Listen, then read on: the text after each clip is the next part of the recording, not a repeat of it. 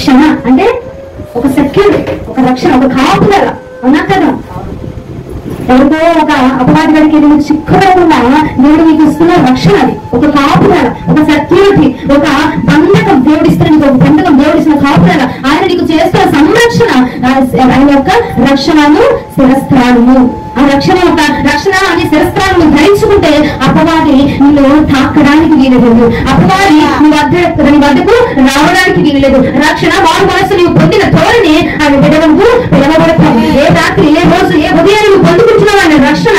ఆ రక్షణ ఏం చేసిందంటే ఆయన బిడ్డగా అంగీకరింపజేసింది, ఆయన బిడ్డగా నువ్వు పిలవబడే విధంగా చేస్తుంది, ఆయన బిడ్డగా నువ్వు అమర్చబడతావు, ఆయన బిడ్డగా నువ్వు వాక్ చేయబడతావండి. ఆయన బిడ్డగా నువ్వు ఏం చేస్తావు? రక్షణ తీసుకున్న, మామూలు మనసు తీసుకున్న, బాప్తిజం తీసుకున్న బిడ్డలు జ్ఞాపకం చేసుకోండి. నువ్వు ఏ తెగులో, ఏ భాగం, ఏ ఒక సమస్య వస్తుంది, నా జీవితాన్ని కలిగి పడుతుంది, నా జీవితాన్ని అల్లపాలం చేసేస్తుంది అన్న బాధపడడానికి వీలు లేదు ఈ రోజున. ఎందుకంటే రక్షణ అని శిరస్త్రాన్ని నువ్వు ధరించుకున్నావు కాబట్టి నీ శిరస్సు మొదటి భాగం లేదు. నా దేవుడి యొక్క రక్షణ ఉన్నది, నా దేవుడి యొక్క సంరక్షణ ఉన్నది, నా దేవుడి యొక్క కాపుదల ఉన్నది. నీ గుడాన్ని సమీపిస్తున్నావు.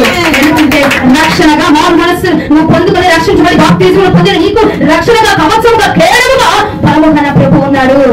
నా ప్రభు నడిపిస్తాడు. రక్షణ తీసుకున్న బిడ్డలు ఎదుగో, రక్షణ తీసుకున్న తర్వాత సమస్యలు వచ్చేస్తాయి, రక్షణ తీసుకున్న తర్వాత నా ఉద్యోగం పోయింది, రక్షణ తీసుకున్న తర్వాత నా కుటుంబం ఇలా వినాశనాలు జరుగుతున్నాయి, ఎప్పుడు లేని తిండి తినడానికి కూడా లేదు అని బాధపడుతున్న బిడ్డలుగా నీతోనే దేవుడు మాట్లాడుతున్నాడు ఈ రోజున. రక్షణ శస్త్రాలను ధరించుకున్నావు కనుక దేనికి నువ్వు భయపడాల్సిన అవసరమో రక్షించేవాడు యెహోవా, వాడు యెహోవా మాత్రమే. రక్షణ పొందిన నీకు అంటే లైసెన్స్ ఉందండి, నీకు భయం లేదు. లైసెన్స్ ఉంది నీకు భయం అక్కర్లేదు. నువ్వు దర్శనంగా వెళ్ళిపోవచ్చు. ఎంతమంది ఇదైనా, ఎంతమంది పోలీసులైనా, ఎంతమంది రక్షణ పట్టుకున్నా నువ్వు లైసెన్స్ ఉంది నీ దగ్గర, ఆ లైసెన్స్ చూపించి ఇదిగో నా దగ్గర లైసెన్స్ ఉందని నువ్వు వెళ్ళిపోవచ్చు ధైర్యంగా. అదొక రాజ్యానికి నువ్వు లైసెన్స్ పట్టుకున్నావు. కొద్ది కాలం శ్రమలకు, బాధలకు, నిందలకు నువ్వు కృంగిపోతుంది. ఎలాగా కృంగిపోవాల్సిన అవసరం లేదు. ఎందుకంటే రక్షణ శిరస్త్రాలను ధరించుకున్నావు కనుక, ఆయుధములు పట్టుకున్నావు కనుక ఇరువైపులా వ్యాపింపజేస్తాడు నా ప్రభు, ఇరువైపులా వ్యాపింపజేస్తాడు. సహోదరి సహోదరా, రోజు ఈ మాటలు వింటూ వెళ్ళిపోయి ఇరువైపులా మీరు వ్యాపించబోతున్నారు. నూతనమైన మాసంలో దేవుడు నీతో మాట్లాడుతున్న మాట ప్రవచనము, ఇరువైపులా వ్యాపించబడబోతున్నావు. నీకు ఇరువైపులా పునాది వేయబోతున్నాడు నా ప్రభు. ఆశీర్వాదములకు ద్వారములు తెరవబోతున్నాడు నా ప్రభు. ఇరువైపులా ఏ యొక్క కోణంలో ఆగిపోయినా నువ్వు నడిపించబడిపోతున్నావు, నువ్వు సాగబడిపోతున్నావు. విశ్వాసముతో పట్టుకొని విశ్వాసమైన డాలను పట్టుకొని నమ్మి రోజున నడిపించబడిపోతున్నావు. ఈ మాసంలో నువ్వు సాక్షిగా నిలబడిపోతున్నావు.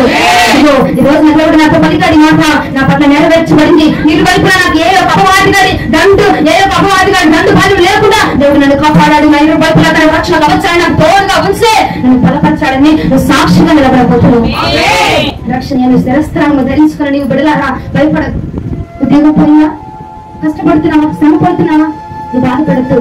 ఇగో ఈ మాటలు వింటున్నా నువ్వే బాధపడద్దు. దేవుడు నీతోనే మాట్లాడుతున్నాడు. నీ శ్రమ వచ్చిన, ఇంటికి వచ్చిన, బాధ వచ్చిన బిడ్డ నువ్వు బాధపడద్దురా. ఎందుకంటే నువ్వు దేవుని చేతిలో ఉన్నావు, ఆయన హస్తంలో ఉన్నావు, ఆయన రెక్కల కాపుదలలో ఉన్నావు. నీకు భయం ఎలా, కుంగుదల ఎలా, వర్షం వచ్చింది, భయం వచ్చిందని భీతి ఎలా నీకు? ఎందుకంటే ఆయన రెక్కల చాటును భద్రపరచబడినావు, ఆయన రెక్కల తోడనే దాచబడి ఉన్నావు. తల్లి తన బిడ్డలను కాపాడినట్లుగా దేవుడు నిన్ను కాపాడుతున్నాడు.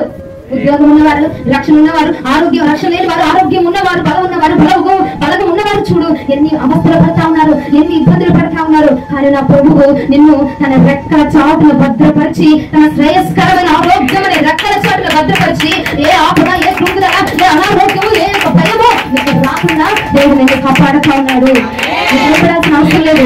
ఎంతో మంది హాస్పిటల్ ఎన్నో రకాల ట్రీట్మెంట్లు తీసుకుంటా ఉన్నారు, ఎన్నో వేరు ఖర్చు పెట్టి ఎన్నో ట్రీట్మెంట్లు చేసుకుంటా ఉన్నారు. కానీ ఈ రోజున దేవుడు నీకు ఏమి కాకుండా తన కాపుదలను ఇస్తున్నాడు. ఇది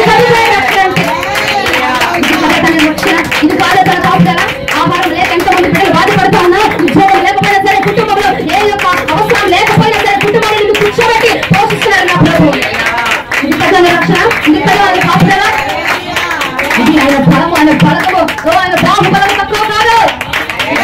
జనాంగం పంపించి ఆహారం పోషించిన వాడు నా దేవుడు. నిన్ను పోషించలేడా? నేను పోషించగలడు, నీ కుటుంబాన్ని పోషించగలడు, నీ తాత మొత్తాన్ని తీసుకొచ్చి పెట్టుకురా ఇంట్లో. ఎవరినైనా పోషించగలిగిన దమ్ము ధైర్యం కలిగిన వాడు నా దేవుడు, సమృద్ధి కలిగిన వాడు నా ప్రభు. ఎలా కృంగిపోవద్దు.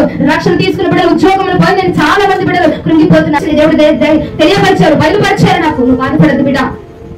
తప్పక నువ్వు మరలా ఉద్యోగం పొందుకోబోతున్నావు, మరలా నువ్వు స్థిరపరచబడబోతున్నావు.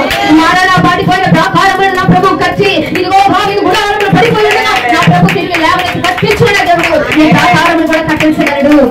ఎప్పుడైతే రక్షణ అనే వస్త్రాన్ని శిరస్త్రాన్ని ధరించుకున్నావో వారికి మాత్రమే నేను చెప్తున్నా, రక్షణ లేని వారికి కాదు. ఎందుకంటే ఆయుధం పట్టుకున్నాడే కదా ధైర్యంగా ఉంటాడు. వెనక నుంచి ఆడే నన్ను పొడుస్తాడేమో అని డాలు పట్టుకున్నాడే కదా రక్షణ తీసుకుంటాడు. ఎవరైనా పొడవడానికి వచ్చాను డాలుగా చేతులు ఏం చేస్తావు? వెళ్ళి ఆ ఆటకు పరుస్తూ ఉంటావండి. వాళ్ళు నీ దగ్గర రాకుండా ఆపుకుంటా ఉంటావు, నువ్వు రక్షించుకుంటావు నిన్ను. ఎందుకంటే నీ దగ్గర ఏముంది? డాలు ఉంది, ఆయుధం ఉంది. ఆయుధం చేతులు నువ్వు సంరక్షించుకోగలవు. ఆయుధం ఉన్నవాడిగా చెప్తున్నా నేను. రక్షణ వస్త్రం ఉందా, శస్త్రాలు ఉందా నీకే చెప్తున్నా. నువ్వు బాధపడాల్సిన అవసరమా లేదు, నువ్వు టెన్షన్ పడాల్సిన అవసరం లేదు. నేను కాపాడేవాడు కొన్ని కూడా